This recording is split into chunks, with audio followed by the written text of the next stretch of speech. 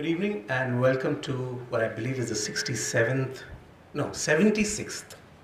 edition of FD Zone. Delightful gem from the FD archives called Yes It's On by the inimitable SNS Shastri, which, as you will see, is a great film talking about looking and being looked at. So while he's really looking at the common man, and it's made in 72, so the whole euphoria and the enthusiasm about this new nation is very evident there. We cut later to 1998 when Sabina Gadio makes this film called Three Women and a Camera, which is really chronicling three women photographers, which is Humay Varawala, who started her career in the late 1930s, to Sheba Chachi and Dayanita Singh, yeah, who are very, very unique in their own ways. So in that sense, what I'm looking forward to is a very interesting discussion across generations, across socio-political timeline that we've had, and also about the practice of both photography as well as photojournalism. So for me, while Sabina's film won the Golden Conch in 1998, since then, this is like now 2014, how much more has changed, is something that those of you who can stay back, we can have a small discussion about that. So any responses? Actually, this is the first time I'm seeing these two films back to back, and I see how hugely different they are, while it's still talking about so many things that are similar there, in terms of the gaze, in terms of the way we're looking at the portrayal of women, and also the time span, like right back, as I was saying, from the late 1930s when Humay must have started, and to 98 when Sabina must have finished a film.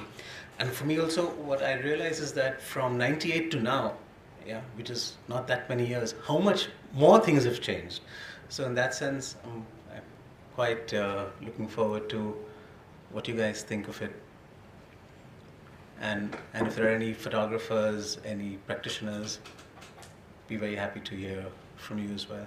Just wondering how Humay would react to something like Instagram or Facebook, because obviously she has the discipline to wait for a moment, lurk in the shadows, see what's happening, see the dynamics.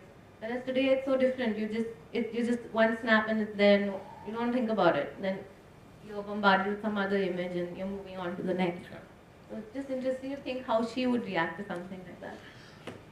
I mean, it's also, a comment on the way we are today. In this whole thing of consuming so much, how reactive we've become, as opposed to where, those cameras, the speed graphics, they barely had about 8 to 12 exposures, and now imagine between changing reels, between each shot you have to change each bulb. So the amount of pre-visualization that went back then in terms of really being able to home in onto that moment and just click it at that, I think is, for us now it's just shoot, look, no, not good, reject, or not even that, shoot, and then maybe one kind of thing, so that whole, I think the discipline really or the magic, I would really say, of trying to imagine what it might be, of what you've captured. And then of course, this film of course doesn't celebrate that whole process of developing and printing, which has now just totally been obliterated by digital, this instant gratification kind of thing, where we're constantly, okay, shoot something, see, react, and then move on. So I think, I cannot imagine, she'd probably hang up her boots, even if that indignity she didn't suffer from